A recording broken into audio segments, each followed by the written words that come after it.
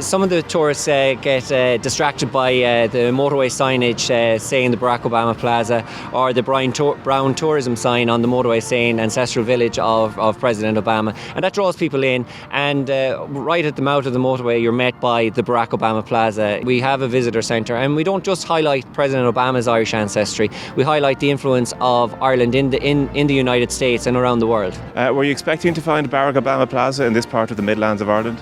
No way. No, not at all. And what was your reaction? Were you just driving on the motorway and you saw the sign? Yeah. We had to pull over. Yeah, we had to pull over. We had to pull over to see it. And what do you imagine Barack Obama's connection to this part of Ireland might be? I think the grandmother or something. Yeah, the grandmother. Business has been quite good.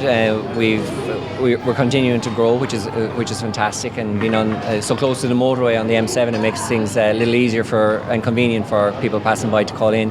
So there's plenty to see, to do, and plenty to pass the time while you're here as well. And we have 130 people employed here, and the majority, I suppose to be fair, would be local. A lot of people would have memories and be able to share their stories of the visit of President Obama. They might have been in Moneygall that day, but they're able to explain the story to those who are lost and bewildered to why this place is called the Barack Obama Plaza.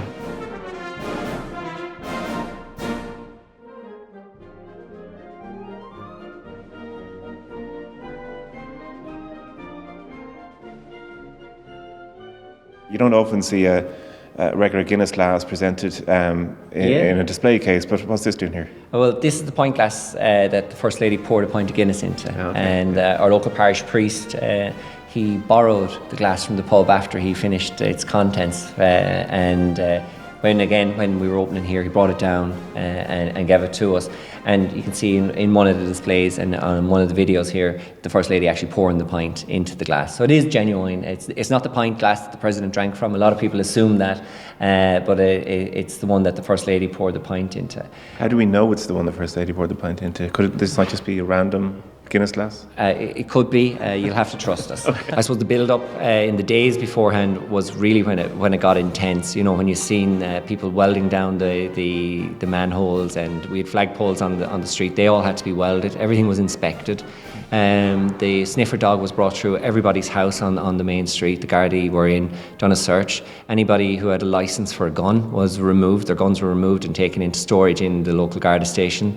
And a ring of steel was definitely erected around the village when over 3,000 Defence Force members and Garda were around the village in the days leading up to the President's visit. The army were planted in the forestries behind the village and in the fields and the ditches and every nook and cranny you could think of, and anywhere there was a potential for the President to step foot in any premises or location, there was increased security. Again, all that was kept pretty close to the chest until the morning of the arrival of the President, when we were told exactly what he was doing and we were debriefed at that stage.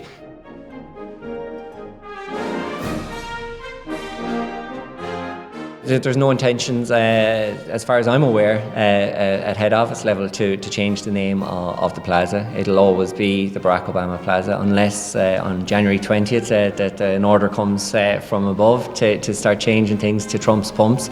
We'll remain with the Barack Obama Plaza.